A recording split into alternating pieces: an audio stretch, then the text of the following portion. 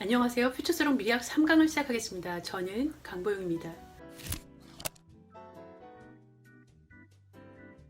오늘은 제가 주제에 대해서 좀 고민을 했는데요. 그 이유는 지난주에 미래학 개론을 했으니까 순서대로 하면 원래 미래 연구 방법론에 대해서 할 차례인데 제가 내용을 살펴보니까 좀 딱딱하고 유튜브에서 얘기하기보다는 온라인에서 텍스트로 살펴보시는 것이 더 효과적일 것 같다는 생각이 들어서요. 나중에 기회가 되면 다시 방법론으로 돌아오기로 하고요. 좀 주제를 바꿔서 미치오 카쿠라는 이론 물리학자이자 미래학자에 대해서 여러분께 소개해드리고자 합니다. 그리고 그가 미래의 물리학이라는 책을 집필할 때 썼던 미래 연구 방법론인 델파이 방법에 대해서 설명을 드리겠습니다. 제가 미치오 카쿠에 대해서 관심을 가지게 된 것은 페이스북 알고리즘 때문인데요. 정말입니다. 제가 미래학 컨텐츠를 페이북에 계속 올리니까 2014년도부터인가요? 제가 팔로우할 만한 인물로 뜨더라고요. 카쿠는 아인슈타인의 상대성 이론과 양자역학을 조화시키는 끈 이론의 창시자로 유명하죠. 하지만 그는 과학과 기술을 쉽게 설명하고 과학기술의 트렌드에 기반한 미래를 예측하는 미래학자로도 잘 알려져 있습니다. 그에 대해서 실제로 구글링을 해보면 세계 10대 퓨처리스트에 어김없이 손꼽히는데요. 이 랭킹은 논문을 쓰고 연구를 하는 학자로서의 랭킹은 아니고요. 주로 대중에게의 영향력과 언론과 소셜 네트워크에서의 활동으로 평가하는 것 같습니다. 또 하나의 사이트 로스다슨이라는 사이트가 있는데 로스다슨도 참고로 미래학자입니다. 저도 이 사이트를 통해서 알았는데 여기서도 미치오 카쿠는 5위를 차지하고 있습니다. 미치오 카쿠는 과학의 대중화에 있어서 칼 세이건의 코스모스 방송으로 유명한 분이 있죠. 누구죠? 네, 닐 타이슨. 닐 타이슨의 버금갈 종류로 매스컴에 자주 등장하는데요. 디스커버리 채널의 사이파이 사이언스나 BBC 사이언스 채널과 같은 TV 프로그램의 진행자로 출연했고요. 전 세계로 방송되는 국제 라디오 프로그램 엑스플로레이션과 사이언스 판타스틱에 출연하기도 하였습니다. 다음은 블랙홀이 최초로 영상으로 찍혔던 작년 2019년 4월 기억하시나요? 페이스북 담벼락이 온통 황금색 도넛으로 도배되었던 그 무렵 그가 CBS와 인터뷰한 영상입니다. 블랙홀을 로치 모텔에 비유하면서 쉽고도 유머스럽게 설명을 잘 하시는데요. 잠깐 보시겠습니다. All through that event horizon and you never come out. It's like a cosmic roach motel. Everything checks in, nothing checks out. In fact, our solar system could be devoured for... 이 블랙홀 사진은 약 100년 전 1916년 아인슈타인이 상대성 이론에서 제시한 블랙홀의 모습을 직접 눈으로 확인한 역사적인 의의를 지니는데요. 아인슈타인은 자신이 창안한 일반 상대성 이론에서 블랙홀이 존재한다는 사실을 이미 알고 있었습니다. 블랙홀의 생성에 대해 조금 설명을 드리자면 저도 공부를 하면서 찾아보고 있습니다. 네.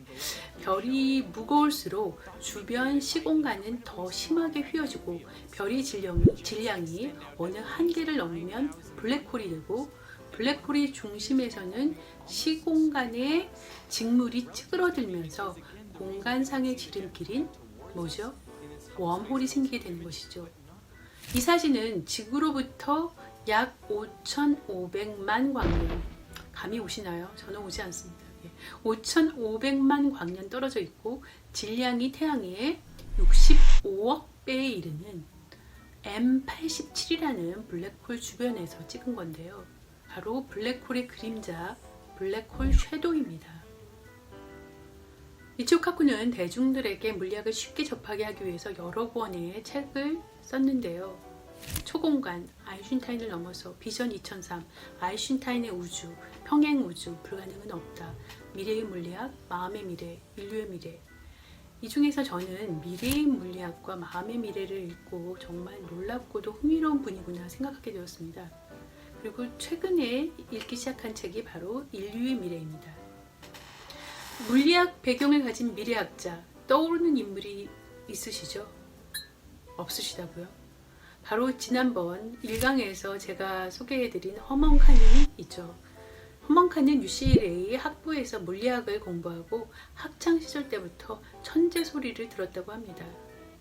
그리고 너무나도 잘 알려진 역시 천재 물리학자 누구죠? 리처드 파인만. 그가 왜 미래학자냐라고 질문하실 수도 있겠지만 그는 40년 전 이미 양자 컴퓨터와 나노공학의 원리를 처음 제시한 인물이고 사상적인 면에서 저는 미래 수상가라고 생각하기에 거기에 열번이 나왔습니다.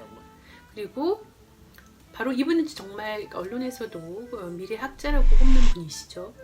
천재 수학자이자 물리학자인 프리먼 다이슨. 그가 미래학자인 이유는 인간 문명의 지속 가능성을 위한 답을 과학기술을 넘어서 과학과 인문학과의 결합에서 찾으려고 했다는 사실인데요.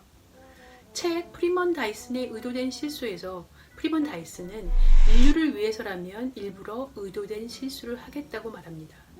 우주시대와 우주에서의 생명체를 긍정한 과학 비전가 프리먼 다이슨. 올해 향년 96세로 우주의 품으로 돌아가셨는데요. 사진을 보면 천재 노학자의 품격이 넘쳐 흐릅니다. 다시 현재 73세 여전히 왕성한 활동을 하고 계시는 오늘의 주인공 미치오 카쿠로 돌아가겠습니다. 미치오 카쿠의 세계관은 프리먼 다이슨의 세계관과는 상이한데요. 미치오 카쿠는 다소 테크노 만능주의, 적어도 테크노 낙관주의자에 가깝습니다. 하지만 그의 낙관주의에도 미덕이 있는데요. 그는 신비적 낙관주의자입니다. 그는 인간이 겪을 수 있는 경험 중 가장 아름다운 것은 신비라고 말합니다. 신비는 예술과 과학의 근본을 이루는 모태이다. 이 사실을 깨닫지 못하고 확실한 길만을 추구하는 과학자는 결코 우주를 맑은 눈으로 바라볼 수가 없다. 고 말합니다. 카쿠는 미국 캘리포니아주의 산호세에서 일본계 2세로 태어났는데요. 고교 재학 중 차고에서 원자가습기를 제작한 일화는 널리 알려져 있습니다. 고등학교를 졸업하고 1964년 하버드 대학교에 입학한 후 숨마 꿈로데 수석으로 졸업을 하고 UC 버클리에서 박사학위를 받았습니다. 현재 시티 칼리지 오브 뉴욕의 교수직을 맡고 있는데요. 카쿠의 웹사이트에 한번 들어가 보시기 바랍니다. 퓨처살롱은 미래학에 대한 것이니까 오늘은 그의 책 미래의 물리학과 인류의 미래를 중심으로 그가 예측한 미래에 대해서 말씀드리겠습니다. 미래의 물리학. 저는 고등학교 때까지 항상 과거군요. 대과거입니다. 물리를 잘하고 물리 선생님을 좋아하고 물리학도 좋아했는데 대학교에서 교양으로 들은 천체 물리학에서 또 한 번의 현타가 왔습니다. 현타의 연속이군요. 사실 현타는 지금도 계속되고 있습니다.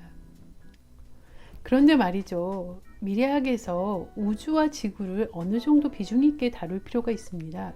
시계를 길고 넓혀서 생각해 보는 것이 미래학인데 글로벌한 문제 혹은 국제 분쟁과 같은 레벨에서만 다루면 그것은 국제관계학, 국제정치학 같은 과목에서 다루면 되지 미래학에서 중점적으로 다룰 문제는 아닌 것 같습니다. 그런 관점에서도 저는 가능한 한 모든 미래, possible future, 선호하는 미래, preferable future까지 슈퍼 매크로하고 30년, 50년이 아니라 100년, 만년 후의 미래까지 슈퍼 롱샷을 예측하는 카쿠님을 우리 퓨처 살롱에서 논의하는 것이 필요하지 않나 싶습니다. 2011년 그에 저서 미래의 물리학에서 미래 예측을 하는데요. 그것은 단지 물리학자로서의 관찰이나 식견에 의한 것이 아닙니다. 그것이 바로 제가 1강에서 잠깐 소개해드린 델파이 방법에 근거해서 다양한 과학 분야의 전문가를 인터뷰한 후에 데이터를 바탕으로 미래의 물리학이라는 책을 쓰셨는데요. 델파이 기법은 전문가의 경험적 지식을 통한 문제 해결 방법이라고 할 수 있는데요. 전문가 합의법이라고도 합니다. 복수의 전문가들로 패널을 구성하고요. 각 패널들은 서로가 어떤 사람인지 알 수 없도록 익명으로 유지되어야 하며 의사소통은 일체 우편 또는 이메일로 이루어지게 됩니다. 연구자는 모든 패널들에게 예측 대상에 대한 질문을 하는데요. 패널들로부터 다양한 답변들이 오면 연구자는 이 답변들을 취합한 후 익명으로 다시 패널들에게 제공하는 피드백을 시행합니다. 이와 함께 패널은 자신을 포함한 다른 전문가들의 의견을 비교 분석하면서 자신의 의견을 수정할 수 있게 됩니다. 연구자는 각 패널의 수정된 의견을 다시 취합합니다. 이 과정을 반복하게 되면 전문가는 의견 차이를 감소시켜서 일정한 결론으로 수렴하게 되는 것이죠. 이 델파이 기법은 전문가들이 직접 모이지 않고 주로 우편이나 전자메일을 통한 통신수단을 이용하기 때문에 다른 사람을 의식할 필요가 없고요. 쏠림 현상도 예방할 수 있습니다. 다시 한번 델파이 기법의 단계별로 요약해 드리면 첫 번째 단계, 연구자는 문제에 관해서 견해를 들을 전문가를 선정합니다. 두 번째 단계, 우편이나 이메일을 통해서 전문가의 의견을 구합니다. 이때 이 과정은 독립적으로 행해집니다. 세 번째 단계, 수집된 의견을 취합하여 결과를 분석한 후 재질문합니다. 네 번째 단계, 이 과정을 수차례 반복합니다. 이때 분석 결과가 응답지와 함께 수신자에게 통보됩니다.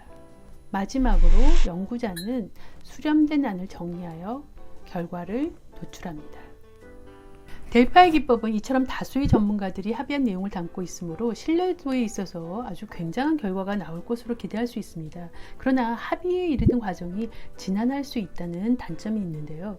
자기 분야나 관점에 있어서 프라이드가 강한 아웃라이어들은 잘 타협하려고 하지 않겠죠. 실제로 키스테어 한국과학기술기획평가원에서 같은 어의 10대 기술과 같은 미래기술 예측을 델파이 방법으로 행하는데요. 3라운드 이상 수행한다고 합니다. 합의를 보지 못하는 경우에 연구자는 합의 촉진자로서 개입하여 의견을 좁히도록 촉구하기도 합니다. 다음은 미치오 카쿠의 인류의 미래를 영상 자료와 더불어서 요약 설명해 드리겠습니다. 이 책에서 미치오 카쿠는 신우주시대 개막을 얘기하고 있는데요. 미국 우주 프로그램은 수년 동안 방향타가 없는 것처럼 보였지만 앨런 머스크, 제프 베조스와 같은 선구적인 기업가들 덕분에 우주에 도달하는 비용을 낮추는 실질적인 성과를 거두었고요. 향후 200년 동안 인류가 우주 탐험에서 실제 정착하게 되는 과정까지 목도하게 된다고 말합니다. 여러분은 민간인의 우주 탐험 언제쯤 본격화된다고 생각하시나요? 카쿠는 영화 마션처럼 화성의 유인 탐사가 이루어지는 시점을 대중의 열망과 나사의 지원, 민간 기업의 의지가 지금과 같은 추세로 유지된다면 전제가 붙죠. 그 이유는 많은 비용과 위험 부담 대신에 무인 탐사, 그러니까 로봇 탐사를 주장하는 전문가도 계시기 때문인데요. 예를 들면 대통령을 위한 물리학을 지은 UC 버클리대의 물리학과 교수 리처드 뮬러 같은 분이 그런데요. 하지만 지금 추세가 계속된다면 2030년에서 2040년 정도 화성의 유인 탐사가 이루어진다고 예측합니다. 그리고 화성의 테라포밍과 더불어서 화성 정착 프로그램이 다른 행성으로 전개가 돼서 앞으로 30년에서 100년 안에 진행될 것으로 보고 있습니다. 그리고 여러 소행성들은 지구인들의 우주 진출을 위한 전초 기지로 사용될 것이라 얘기하고 있습니다.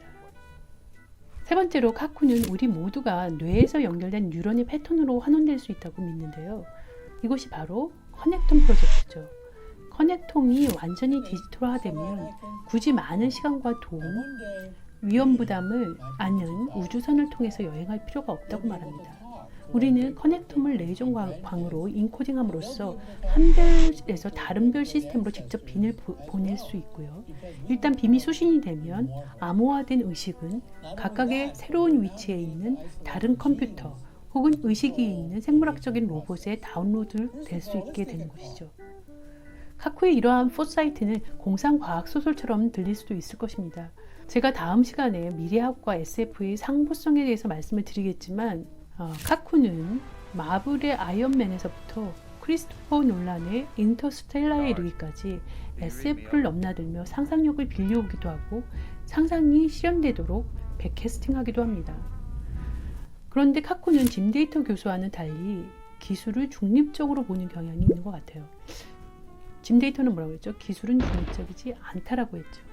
그래서 기술로 인한 부작용이나 가치 판단을 좀 유보하는 경향이 있는 것처럼 보입니다.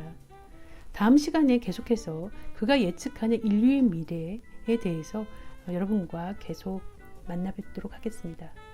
퓨처살롱 강보영이었습니다.